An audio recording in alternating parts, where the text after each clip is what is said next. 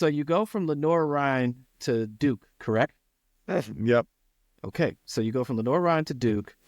And, of course, Duke is an ACC school. Mm-hmm. Now, it might be more of a basketball school, but, it's still an ACC school, and they've put great investment and take great pride in their football program. But the specific question that I want to ask you about is recruiting. You mentioned that at Lenore-Ryan, you were recruiting your own area, and I take it that you were doing some recruiting at Duke as well. These are two different schools, two different levels of competition. But what were the differences in recruiting? But also, what didn't change for you from each level?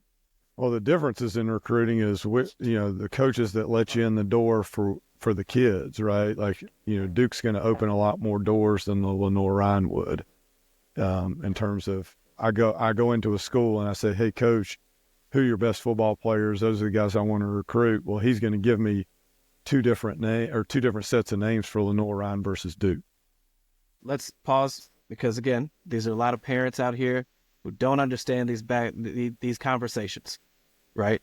What do you mean that you either gave my child's name to Lenore-Ryan, or how come you didn't give my child's name? How do you decide which name to give? Well, again, for every coach, probably it's different, right? But for me, when I'm sitting down and a Lenore-Ryan comes in and a Duke comes in, if I give them two different sets of names, it's because the kids. It's a bunch of different factors, but the number one is does the kid have any interest in either one of those schools?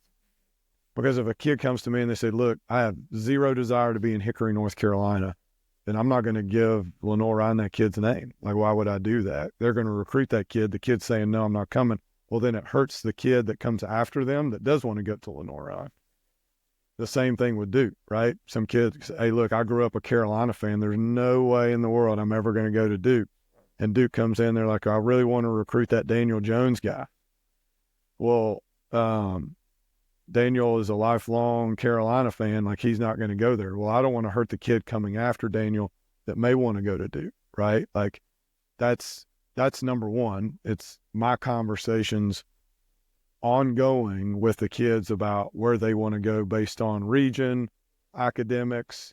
Are they going to have an opportunity to play there, right? Play there, or are they going to be, a tackling dummy, right? Like, what do they want out of the experience? So that's the biggest reason that a name could go to one school but not the other.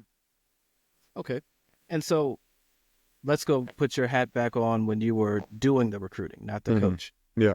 What were you looking for? Of course, there's talents and gifts and ability to play, but what separated I really got to get this guy recruit from that'd be cool. I guess I lost out on them. What was the difference? Well, the first part's the evaluation. So I'm going to turn the tape on. Can the kid help me, right, do my job, what I'm supposed to do? So that's number one. And if they can, the next thing that I do is I go talk to the janitor, the front desk administrator, the lunchroom lady. And then I eventually make my way to the guidance counselor and then to the principal and the head coach, because I want to know character. And I'm going to find out if that kid keeps his locker clean, if they say thank you in the lunch line, if they return their books on time to the library. I want to know those things, because at the end of the day, I'm putting resources, time and financial into this investment, into this child. It's a business. I expect a return on my investment. I'm going to invest in the kid in other ways too, but from a program standpoint, they expect that, or else I'm not going to have a job. But Coach, I heard that if you just get 100,000 likes on a video of your child throwing the ball through a hoop in a storm while bricks are being thrown at them, then they get an immediate scholarship. Are you telling me that's not true? This day and age, I have no idea if that's true or not. But I'll tell you a story. I know that that's an exaggeration on your part, but I'll tell you a real story that happened, that was shared with me by a college recruiter, and I'm not going to share, his name or his school, but I will say it was a Power Four coordinator, former Power Four head coach. So extremely reliable source that has been coaching at the college level longer than I've been alive, probably. So, but he went to a school and was walking in the hallway, checked into the front desk, was going to the football coach's office, and a kid stops him in the hallway, and because he saw his jacket, it had the logo on there. He's like, "Oh, you're at XYZ school?" And the coach goes, "Yeah, man, nice to meet you." Shook the kid's hand, right? And then just kept going. That was it. He goes and meets with the coach and then comes to my school. I'm the next stop. So he's on the phone, and he's never on the phone when he comes to see me. I've known him for a really long time. He's never on the phone. It's about my school, right? How are my kids doing? How's Laura doing? All this stuff. And so he's on the phone. He comes in. I'm like, "Dude, what are you doing out there?" And he goes, "Man, I was on the phone with my head coach." And I was like, "Oh, you in trouble? Like, what'd you do?" And he goes, "This kid that I just passed in the hallway at the last school I was at just tweeted out that I offered him a scholarship." I was like, "What?" He's like, "Yeah, I shook the kid's hand, said, 'Have a nice day. Nice to meet you.'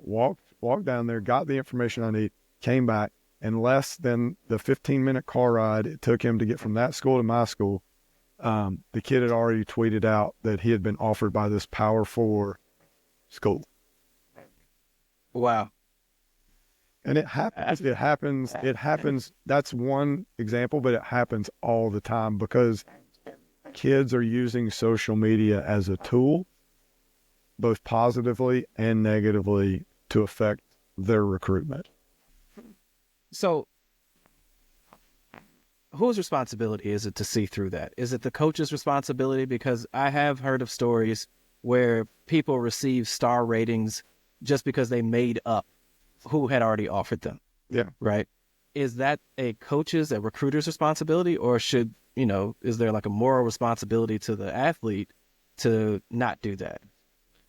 I mean, I think it's a yes to all those things, right? Like at the end of the day, it was that coach's responsibility to make sure that his head coach understood the situation, what actually happened. It's the high school coach's responsibility as a mentor, I believe, to make sure that kids understand that social media is a tool. It can help, it can hurt you. Ultimately, it hurt that kid because he's not going to get offered by that school now, no matter what. Because if he's willing to do that, if he's willing to lie and do that, what else is he willing to do?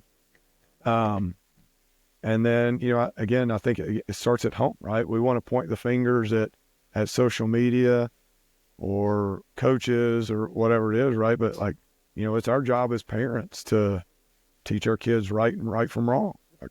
There's no reason to do that. That tool doesn't give you your self-worth. It shouldn't. You shouldn't get your self-worth from how many likes you have.